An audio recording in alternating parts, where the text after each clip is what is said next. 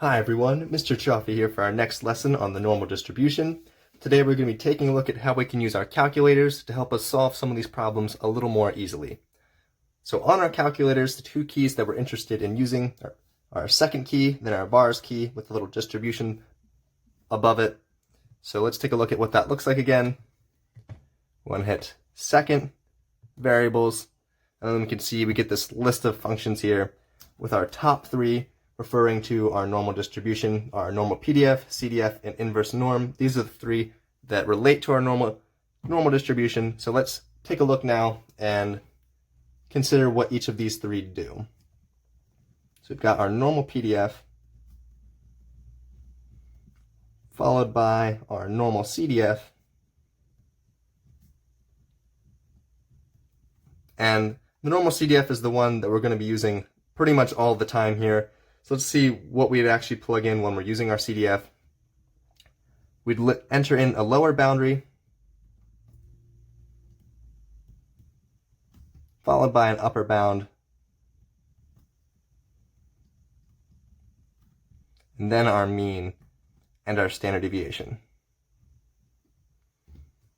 And we use the PDF for examining exactly one value, similar to when we did our binomial distributions with our PDFs and our CDFs.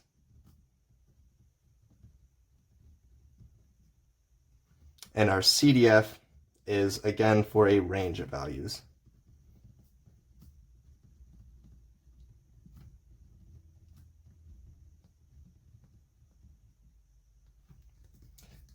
And then, like I said, we're going to pretty much always be using our CDF. So let's say 99.99% of the time, we use the CDF.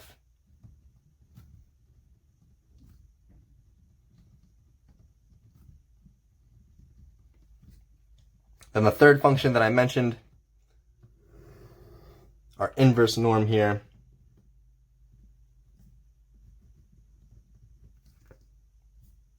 which, let's see, when we hit our inverse norm, we enter three options this time. First thing we're going to enter is our percentile,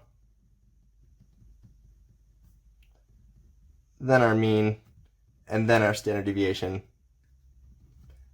And that will return some x value.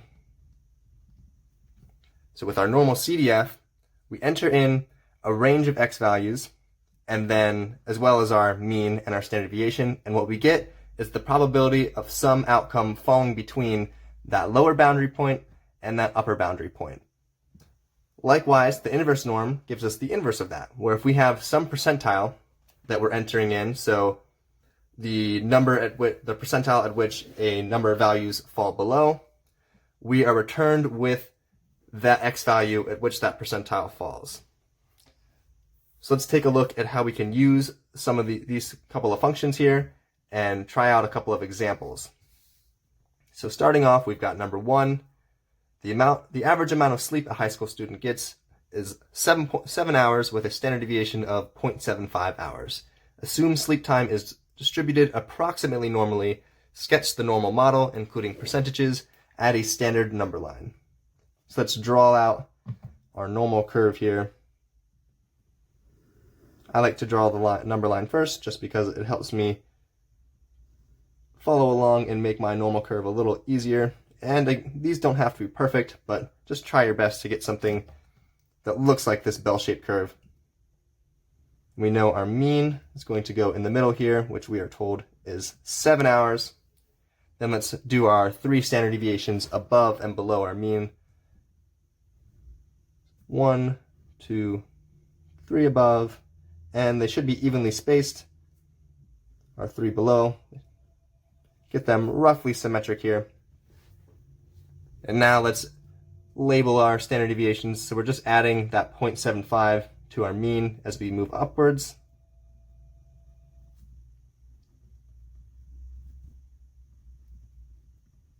And then likewise, we're subtracting it as we move downwards.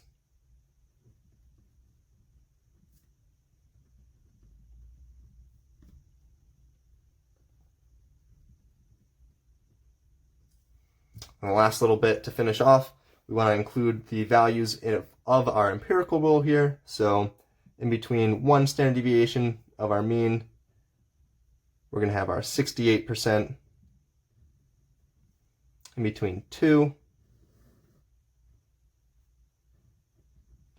we'll have our 95%. And then our 3 standard deviations, we'll get that 99.7. So that's almost everything is included within our 3 standard deviations.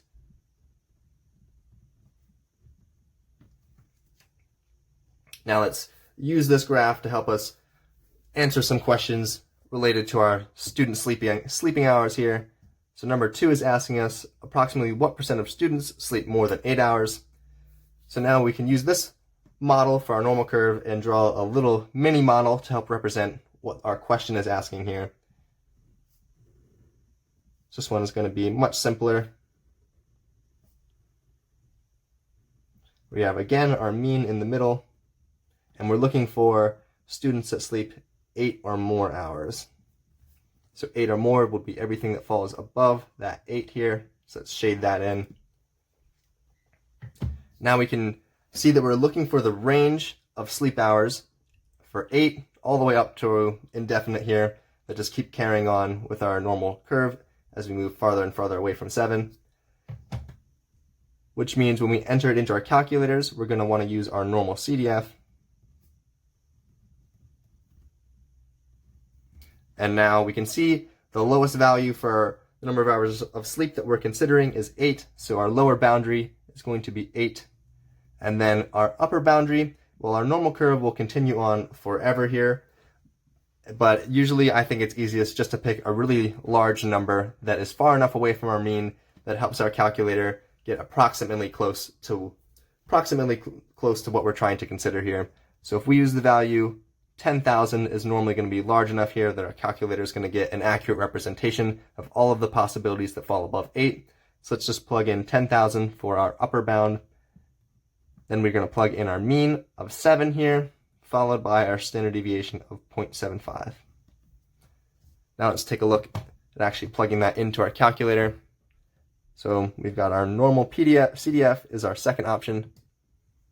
And we're just going to enter in all of our points that we just listed out. So 8 was our lower bound, our upper bound was 10,000, our mean is 7, and our standard deviation is 0.75. Then we just paste it into our CDF function, enter one more time, and it returns our 0.092912.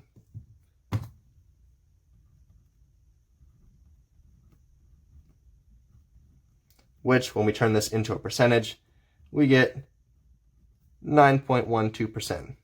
So it looks like 9.12% of students sleep more than 8 hours. And when we're comparing this to our little miniature model that we drew, we can see we only shaded in a tiny portion of our graph here, which 9.9% is a small percentage of our total.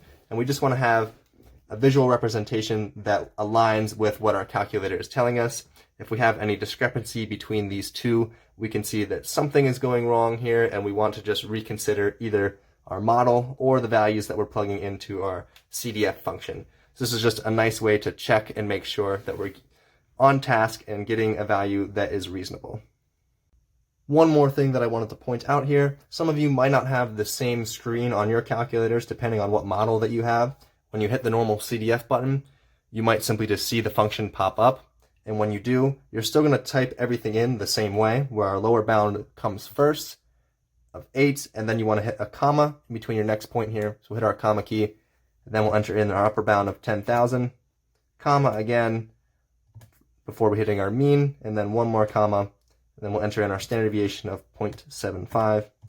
Once we have that all in place, hit enter, and we're still going to get that same value, our 0.0912. All right, number 3 is asking us approximately what percentage of students sleep less than 6.5 hours. So again, let's draw our little miniature model off to the side. With our mean in the middle, and now we're looking for 6.5. And we're 6.5 and below. So let's shade everything that falls below our 6.5. Again, we're looking for a range of sleep values, so we're going to use our CDF.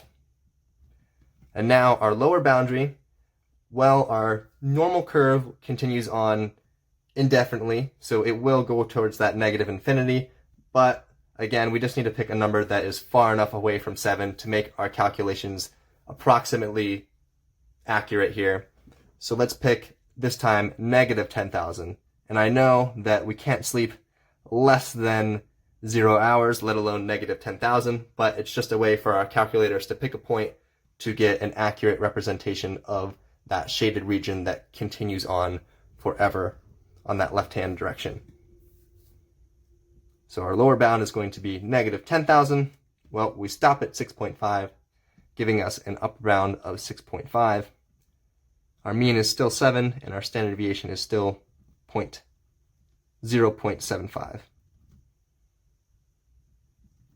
Just ignore my little pen mark there. So now let's plug this into our calculators again. Second variables key, go to our CDF. This time negative 10,000 for our lower bound, upper bound is 6.5, and our mean and standard deviation don't change here. So we'll paste that in, and we're going to get, looks like 0.2525, which when we round, or when we convert this to a percentage, we'll get 25.25%. So 25% of students sleep less than 6.5 hours here, which again looks reasonable with our model. We have a little bit bigger of a shaded region here. It looks like about a quarter of our graph, so I'd say we're good to go here, and we can move on.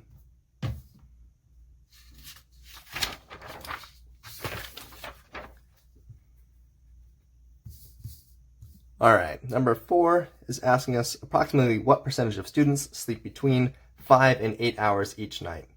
For this one, I'd like you all to go ahead and try and work through this on your own. You can pause the video for a moment and try and see if you can get this percentage of students that fall between our range here.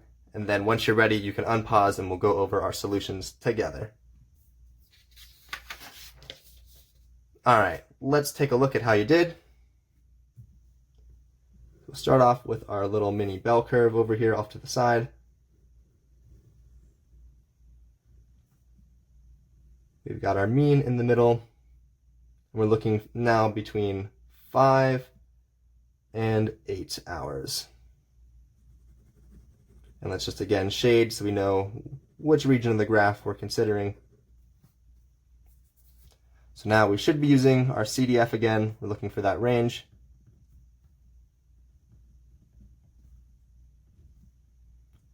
This time our lower bound is 5, that's the least number of hours we're considering, and our upper bound is 8, so just between our 5 and 8. Our mean is still 7, and our standard deviation is still 0.75. Plugging this all in, we should get 0.9050, which, converting it to a percentage, we'll get 90.50%, which I'd say that looks pretty good. We've got the majority of our graph here shaded in, about 90%, so I think we're good to go here. Our graph matches our calculation